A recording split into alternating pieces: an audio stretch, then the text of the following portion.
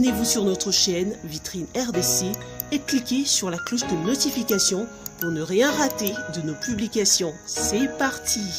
La contestation de Ronsard Malonda à la tête de la CENI est loin d'être unanime.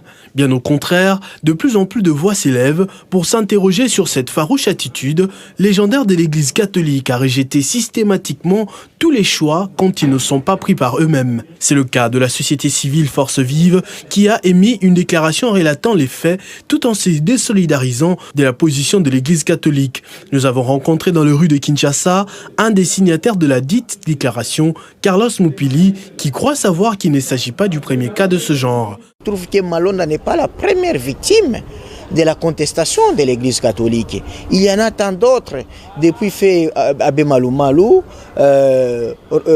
Révérend Mulunda et aussi Corneille Nanga. Et sur le plan aussi politique, le président Joseph Kabila, en 2006 comme en 2011, il a été contesté par les cardinaux de l'Église catholique. L'actuel président Félix Tshisekedi, sa victoire a été contestée.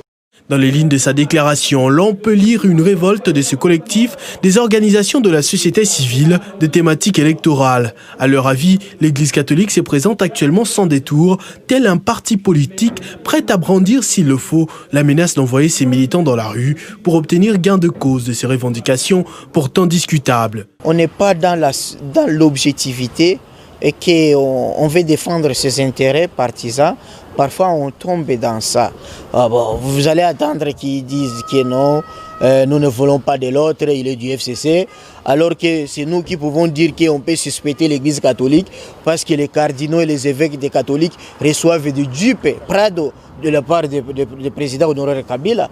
L'épouse du président Kabila, Mamad Olive Lembe, a construit une cathédrale moderne. Le président Félix a donné une grosse dupe, Prado. Point n'est besoin de rappeler à l'opinion tant nationale qu'internationale que la primature sous son mandat, tout en étant un centre d'impulsion et d'évaluation rigoureux de l'action gouvernementale en harmonie avec le président de la République, n'a jamais été ni un centre d'ordonnancement de fonds publics, ni une unité d'implémentation des projets du gouvernement, encore moins un lieu de décaissement ou de gestion des fonds destinés aux projets d'investissement.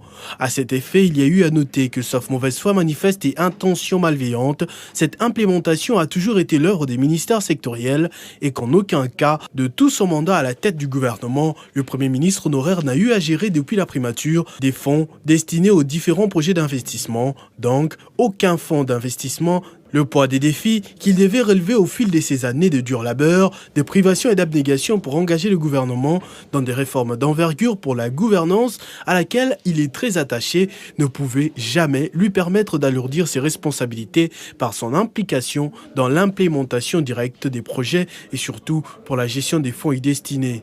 Qu'il s'agisse du parc agro-industriel de Bukanga-Lonzo, du marché international de Kinshasa à Maluku, des locomotives neuves pour la Société nationale des chemins de fer du Congo, de la Société Congo Airways, Transco, des bus Esprit de Vie, de la Société congolaise de transport et ports, du bâtiment du gouvernement intelligent, des immeubles royaux réhabilités, de l'aérogare international de Njili, des stades municipaux, des écoles primaires construites, du lot important des équipements médicaux, ainsi que de tout autre projet initié en son temps. Les ministères sectoriels en ont assuré la coordination, la supervision et le suivi dans leur implémentation. Le cabinet du sénateur entend solliciter des enquêtes pour dénicher les tireurs de ficelles dont les premiers éléments révèlent fort dommage la piste d'une cabale savamment orchestrée à des fins éminents politiques. Après les cardinals, le président du Conseil national de suivi de l'accord a pris langue avec les 6 autres confessions religieuses. Une façon pour Joseph Olengankoy au sujet de la désignation de Ronsard Malonda à la tête de la CENI. Pour Idriss Katenga, secrétaire général sortant de la communauté islamique du Congo, qui a pris part au processus de désignation de Ronsard Malonda, ce dernier est l'homme de la situation. Je suis autant préoccupé par ces vagues soulevées par cette désignation qui s'était pourtant passée dans les règles de l'art. Je suis également désolé de vous dire que tout cela tient à la mauvaise foi, à la manipulation et je dirais même à une sorte de complot qui est aujourd'hui contre notre pays. Parce que là, je préfère vous parler sans langue de bois.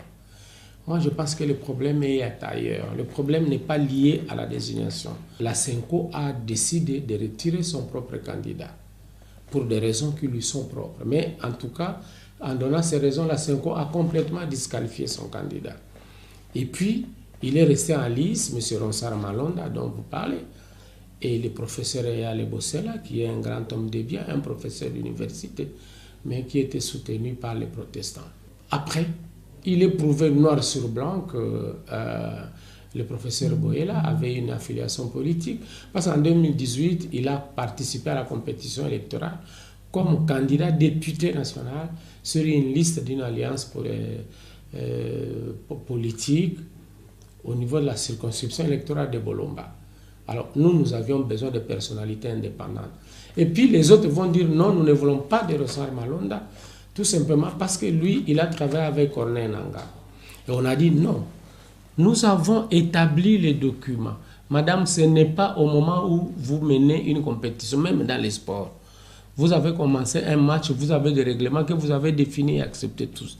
Mais vers la fin, quand une partie est en passe de l'emporter, vous édictez de nouvelles règles. Je pense que c'est honteux que cela vienne des chefs de confession religieuse.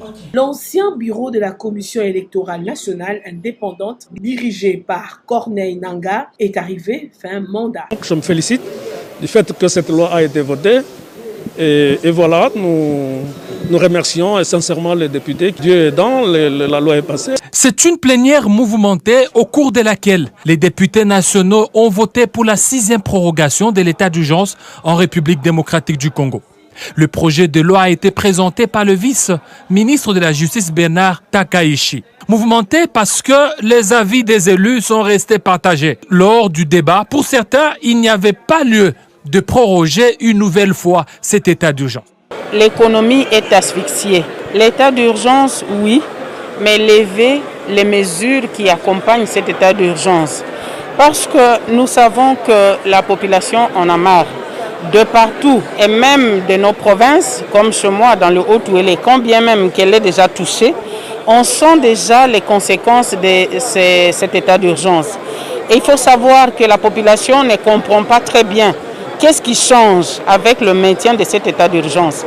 Nous aurions voulu ici que le gouvernement nous dise, après avoir évalué, quel est l'impact de l'état d'urgence sur la situation ou encore les statistiques du Covid-19. Bon, j'estime qu'il est important de proroger l'état d'urgence. Pourquoi? Parce que seulement les documents qui nous saisissent, c'est le président de la République. L'état d'urgence n'est pas à confondre avec les confinements. Le confinement n'est qu'une mesure pendant l'état d'urgence. L'état d'urgence, c'est une période où l'État, compte tenu d'une menace, l'État prend des mesures pour empêcher quelques libertés des personnes. À ce jour, la République démocratique du Congo compte plus de 7000 cas confirmés et plus de 3000 guérisons depuis la déclaration de la pandémie de Covid-19 le 10 mars 2020. 6 décennies après son accession à l'indépendance, fort de ses innombrables richesses naturelles, le peuple congolais a beaucoup plus besoin des initiatives tendant à l'amener vers l'honneur, l'unité, l'amour désintéressé de la patrie et le bien-être.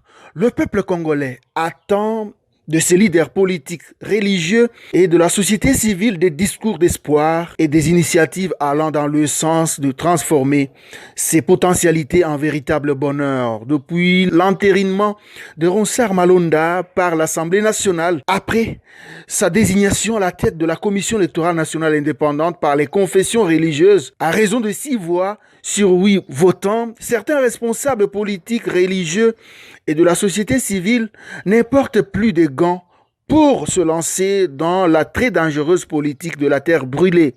Des Congolais avertis ne cachent plus leur indignation et crainte de voir le pays de Lumumba sombrer encore dans les terribles troubles aux premières heures de la proclamation de l'indépendance. Tout le monde est sans ignorer que le remplacement de Corneille Nangaa au sommet de la CENI l'a emporté par la force de la compétence, contrairement aux autres compétiteurs. Il est vrai que, connaissant bien les tendances des responsables des confessions religieuses et politiques qui contestent Malonda Ngimbi à la présidence de la CENI, tout porte à croire que même si on cherchait un ange pour animer cette institution d'appui à la démocratie, ils auront toujours à redire, affirment des experts en politique RD congolaise. Comment peut-on appuyer un président considéré comme étant démocratiquement élu, tout en contestant farouchement l'animateur technique de l'organe qui a organisé ces élections. Il est grand temps que les uns et les autres mettent de l'eau dans leur vin pour ne pas jouer à la politique de ceux qui ont mis le chaos en Libye et ailleurs.